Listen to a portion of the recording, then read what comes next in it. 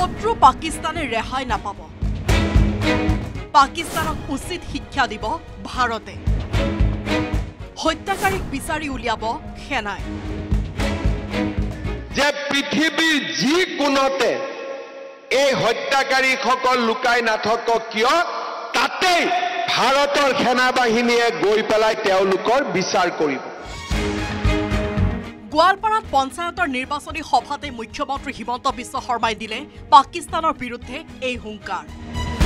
মুখ্যমন্ত্ৰীয়ে নিৰ্বাচনী সভাত ক'লে প্ৰধানমন্ত্ৰীয়ে পাকিস্তানৰ বিৰুদ্ধে কঠোৰ ব্যৱস্থা লোৱাৰ কথা কৈছে যুদ্ধ হলে আমি প্ৰতিগৰাকী অসমীয়া অসমবাসী থাকিব লাগিব প্ৰধানমন্ত্ৰীৰ লগত যদি ভাৰত আৰু পাকিস্তানৰ মাজত যুদ্ধ হয় মোদী ডাঙৰীয়াই যদি ভাৰতৰ কাৰণে যুঁজ দিয়ে আমি সকলো মোদী ডাঙৰীয়াৰ লগত থাকিম নে নাই আমি সকলো অসমীয়া সকলো অসমবাসী আমি মোদী ডাঙৰীয়াক বিশ্বাস দিছো যে প্ৰতিগৰাকী অসমীয়া প্ৰতিগৰাকী অসমবাসী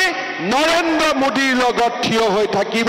ভাৰতৰ সেনাবাহিনীৰ লগত থিয় হৈ থাকিব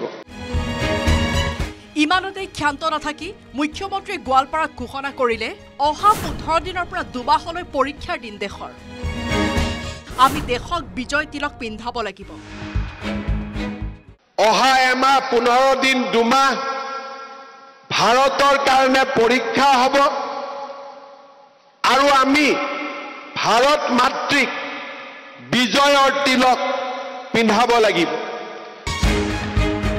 মুখ্যমন্ত্ৰী হিমন্ত বিশ্ব শৰ্মাই সভাত উপস্থিত ৰাইজক উদ্দেশ্যি লগতে ক'লে পঞ্চায়তত আমি বিজেপি বিধানসভাত আমি বিজেপি যুদ্ধৰ সময়ত কিন্তু আমি সকলো ভাৰতীয় ভগৱানৰ ওচৰত আমি প্ৰাৰ্থনা কৰিব লাগে যাতে আমি বিজয়ী হওঁ পঞ্চায়তত বিজেপি বিধানসভাত বিজেপি কিন্তু যেতিয়া আমি যুদ্ধ হ'ব তাত আমি ভাৰতীয় তাত আমি অসমবাসী অসমীয়া সকলো আমি নৰেন্দ্ৰ মোদী ডাঙৰীয়াৰ লগত থিয় হৈ থাকিব লাগিব আৰু আমি মোদী ডাঙৰীয়াক আৰু ভাৰতৰ সেনাবাহিনীক যাতে বিজয়ী হয় তাৰ বাবে আমি ভগৱানৰ ওচৰত প্ৰাৰ্থনা কৰিব লাগিব আৰু নিজেও যি ধৰণে পাৰো প্ৰধানমন্ত্ৰী ডাঙৰীয়াক সহযোগিতাৰ কাৰণে আমি সাজু হৈ থাকিব লাগিব দুধনৈৰ পৰা অৰূপ নাথৰ সৈতে বিজু কুমাৰ ডেকাৰ report news 18 Assam north east